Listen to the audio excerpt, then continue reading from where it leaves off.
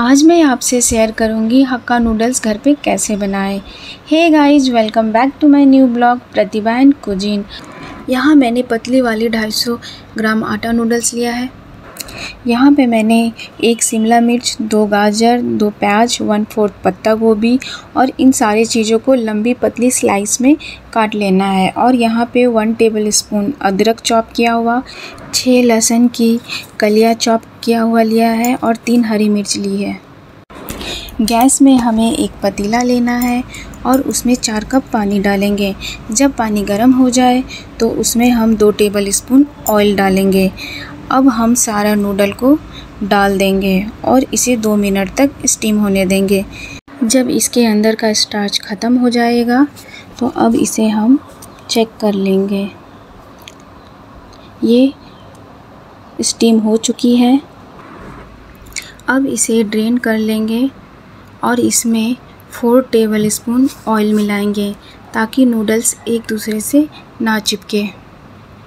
अब गैस पे हमें एक फ्राई पैन लेना है और इसमें 1/2 कप सफ़ेद ऑयल डालेंगे। अब इसमें कद्दूकस किया हुआ अदरक डालेंगे, कद्दूकस किया हुआ लहसुन डालेंगे और इसे मिला लेंगे। अब इसमें शिमला मिर्च को भी डाल देंगे और इसे थोड़ा फ्राई कर लेंगे। अब हम इसमें रफली कटा हुआ प्याज डालेंगे, इसे भी थोड़ा मिला लेंगे। अब हम इसमें गाजर ऐड करेंगे और इसे भी थोड़ा सा मिला लेंगे। अब हम इसमें ग्रीन चिल्ली डालेंगे और यहाँ पे सारा पत्ता गोभी हम नहीं डालेंगे, थोड़ा पत्ता गोभी हम लास्ट में डालेंगे। तो हमें 1/2 पत्ता गोभी इसमें डालना है और इन सारी चीज़ों को मिला लेना है। और गाइस, इसे हमें ज़्यादा देर तक फ्राई नहीं करना है, इसका क्रंचीनेस थोड़ा सा होना चाहिए, तो हमें इसे 1 मिनट से भी कम फ्राई करना है। इसी तरह हम इसे थोड़ा सा फ्राई कर लेंगे।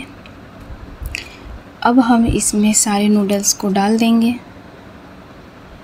और इन सारी चीज़ों को अच्छे से मिला लेंगे।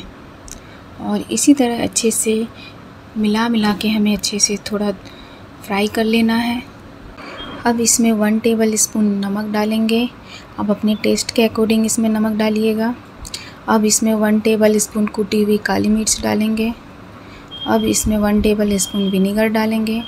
1 टेबलस्पून मैंने यहाँ सोया सॉस डाला है और इन सारी चीज़ों को मिला के हम फ्राई कर लेंगे और इसे बहुत अच्छे से मिला लेना है और इसे कम से कम 30 सेकंड तक फ्राई करना है। अब इसमें ग्रीन वाला पत्ता गोभी भी डाल देंगे और इसे भी मिला के अच्छे से फ्राई कर लेंगे।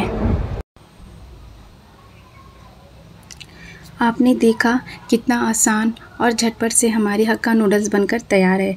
अब इसे प्लेट में डालकर सर्व करें और एंजॉय करें। आई होप आपको आज की रेसिपी पसंद आई हो तो घर पे ज़रूर बनाकर ट्राई करें और हमें कमेंट बॉक्स पर ज़रूर बताएं। और नेक्स्ट अपडेट के लिए मेरे चैनल को लाइक, शेयर एंड सब्सक्राइब करना मत भूलिएगा। मिलते हैं फिर अगले न्यू ब्लॉग में। Bye bye, take care and thank you for watching.